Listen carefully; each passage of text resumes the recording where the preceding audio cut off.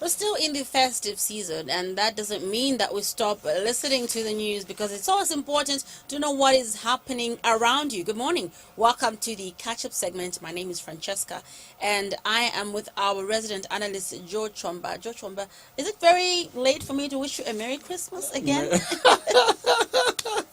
Merry Christmas. Merry Christmas to you. How did you spend your day?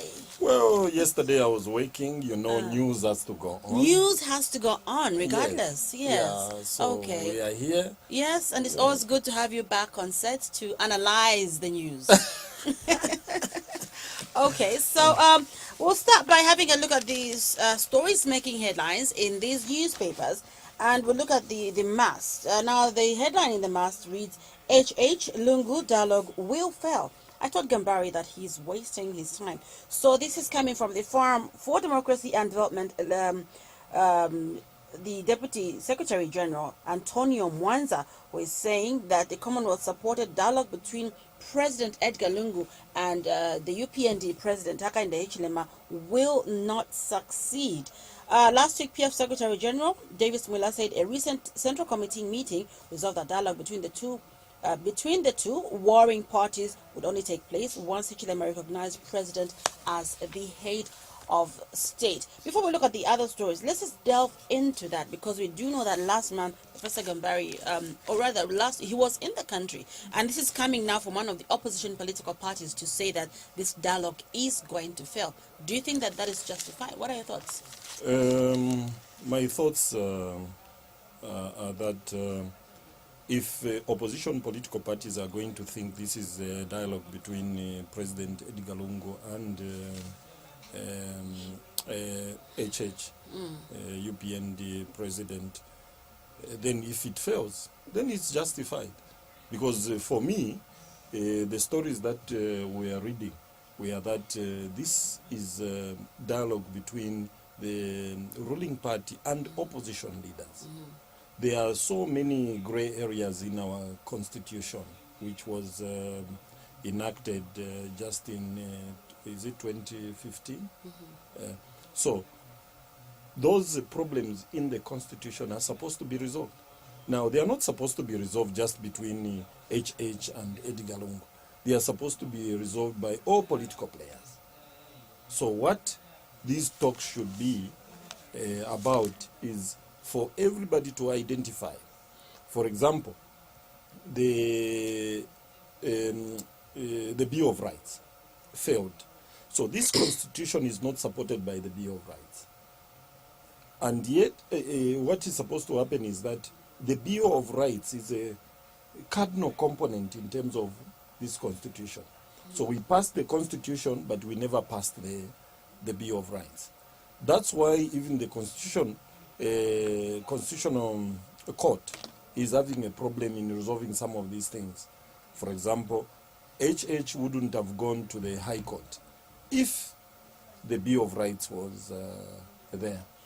So let's not, these talks shouldn't be about HH, about Edgar Lungu. But why do you think they are, most people, even other, like this political party, for instance, the FDD, is concentrating and saying that they're distancing themselves from this dialogue process and only involving, the president and the UPND president in this? Why do you think they don't feel they are part of this process to make this dialogue work? I think it's ignorance.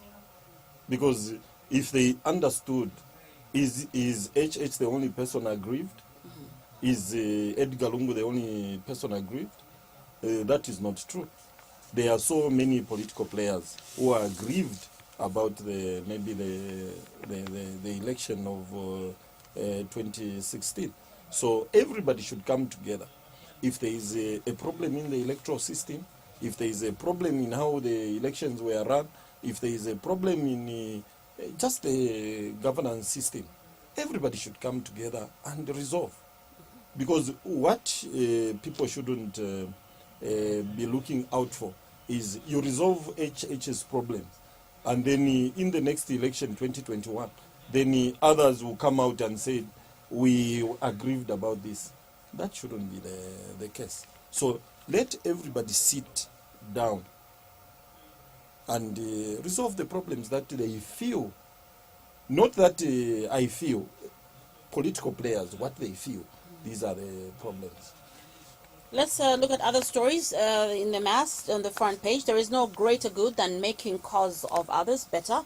That's from Edgar Lungu. The pardon of Fujimori sparks protests in Peru, and the Saka youth turned Christmas into beer party. Also, uproar in Brazil over Tema's huge Christmas fair of pardons, and Mosho maligning the FICDG over personal vendetta. So there's one of the, let's just go into one of these headlines where they're saying a Lusaka youth turned Christmas into dance beer party.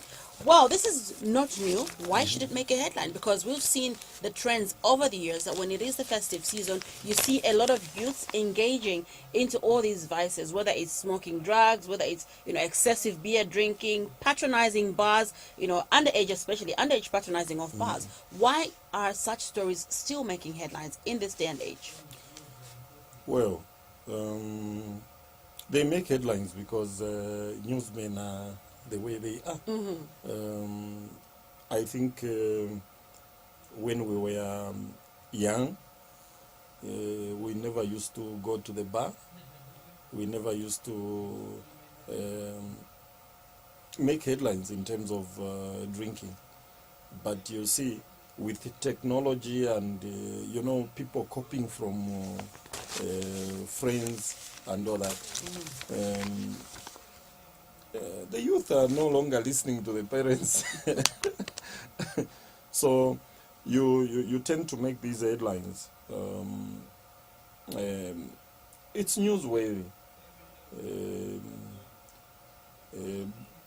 But I think there is supposed to be a little bit of upbringing, which we should teach our children not to indulge in some of these things, so that some of these stories don't make the front pages of stories. So as parents, we should inculcate some of the morals that maybe our parents used to. Don't go to the bar, don't go to this, don't do this. What about the issue of recreation? Would you think that also plays a role, especially with the youths? Because here in Zambia, we know that most of the pastime activity is not a secret. It's, patronizing bars.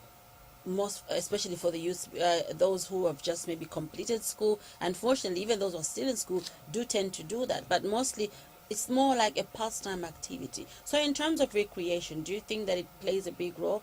As we don't see a lot of that. What has happened in the past years is all the play parks, they have been demarcated by, in fact, you blame the councils. They have been demarcated into residential areas. So the council has a lot to play in terms of how children play and all that. Look at, where is this place? Looters. We are told that in 6 months there will be a basketball playing field and all that, tennis and all that. Nothing has happened. So what has happened is that the civic leaders have removed the social amenities from children. So all that, when people are looking at councillors, they should also look at what is it that they are providing. Because in each and every community, you are supposed to have basketball playing field, tennis playing field. But if our leaders are not looking at that, then there is a problem. I remember that in the Kaunda days, you would find that they would demarcate a certain area for social play. But over the years, what has happened is that it's like our civic leaders demarcate areas for beer drinking.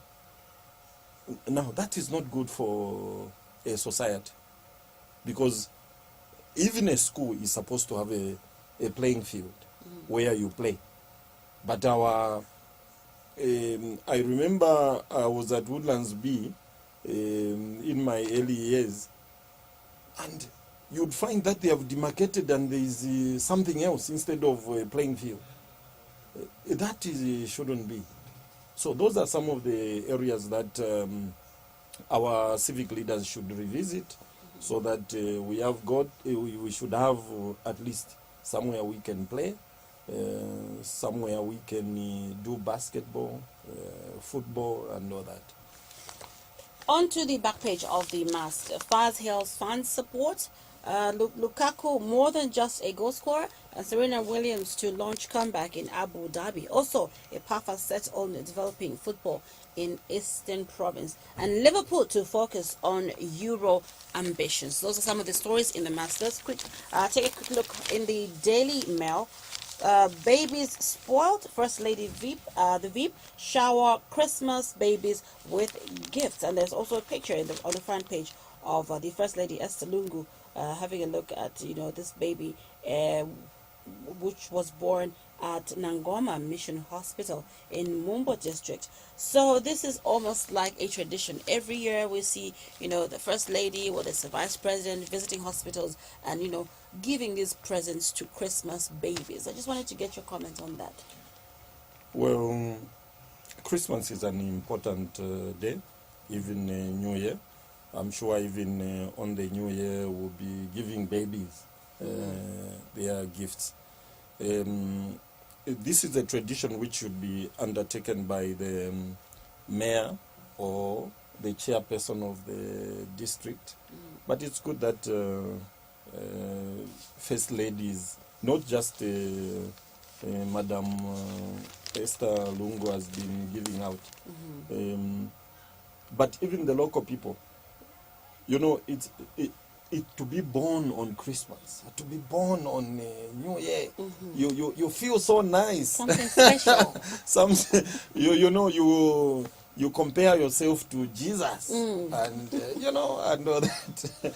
So it's a good thing that the First Lady can go out of town to go and in fact Mumbwa to go and recognize and even the mother must be very happy. Of course. That the First Lady, yes, came. Oh, so nice. it's a good tradition. Christmas, we remember Jesus Christ. We are a Christian nation, so those are memories. Memories indeed.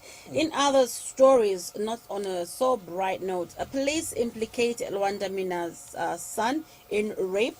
Brother kills brother in hot log, and Kamfesa cop swims to safety. Also, together we can succeed. There's Lungu. So the president says, as the year comes, the president says that he remains pledged. He pledged to remain focused in leading national efforts to ensure people's afflictions are minimized. That's one of the stories. Of course, you can get the details of that on page 2. Also, youths get 805,000 empowerment. That is big. Well, we're yet to see some of, most youths have been complaining that they don't have access to the Youth Empowerment Fund and whatnot. But just your quick comment on this, development. The problem is that when we get this money, we don't use it wisely. That's where the problem is. The government has so many sources of funding, and the youths are supposed to use it wisely. I remember when the Youth Empowerment Fund started, I think now it's about more than 20 years.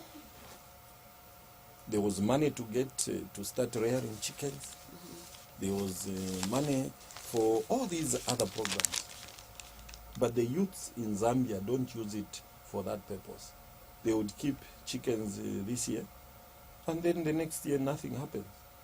There is a lot of money. There is the CEEC, Economic Empowerment Commission.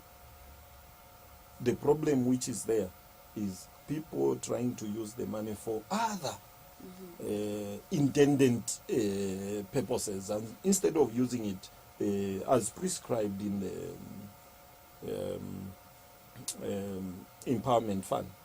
So that's where the problem is. Not that money is not there. Money is there. but we are not using it as the way we are supposed to. So that's a very important story.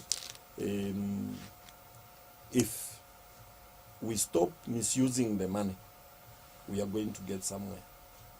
So for me, this money has been there for a long time. Youth Empowerment Fund, the Women Empowerment Fund, and all that. Do you think that those who get the money and they do not use it for the intended purpose should be held accountable? It's supposed to be like that. In fact, it's supposed to be a revolving fund. But we can blame maybe the government. They don't follow up this empowerment fund, which is a big problem. It goes back to the Auditor General's report, where people are given money, they don't account for it and all that. So, well, maybe one day government is going to wake up and say, why didn't you use the money the way it's supposed to be? But it goes again to members of parliament. Members of parliament are supposed to be patron of some of these clubs, and nothing happens. Okay. So this is the last week of this year. What are some of the stories that we expect before the year ends, especially this week? What some of the stories that we should expect to not really get closure, but at least get to certain conclusions? The biggest story is this is the last month, and the Treasury must have released a lot of money. Civil servants get desperate in December. The Treasury will fund you even for a program which was in January. So that's a big story. But that is what we are going to review maybe next week But the biggest story of this year has been the arrest of HH. Knowledge being entered, the IMF not giving Zambia the bailout package, which is supposed to complement next year. And the biggest thing is us. We are on board. Yes. We have come alive. We are dumb on television. We would like to give an alternative voice to people who must have been thinking that news is a one-way traffic. But we are here to offer alternative voice, unbiased, and I think we are the greatest thing which has come on board. Very well spoken. And that wraps up our catch-up segment for today, as well as the Diamond Breakfast. We're back again tomorrow. For more, remember that the news headlines will be coming up next, but also do remember that Madiva Yokwana will be on your screen starting at 12 hours this morning. This afternoon rather. Thank you so much for the pleasure of your company, and George as well. It's always a pleasure to chat with you on Catch Up. Good morning and enjoy the rest of our programming. Bye-bye.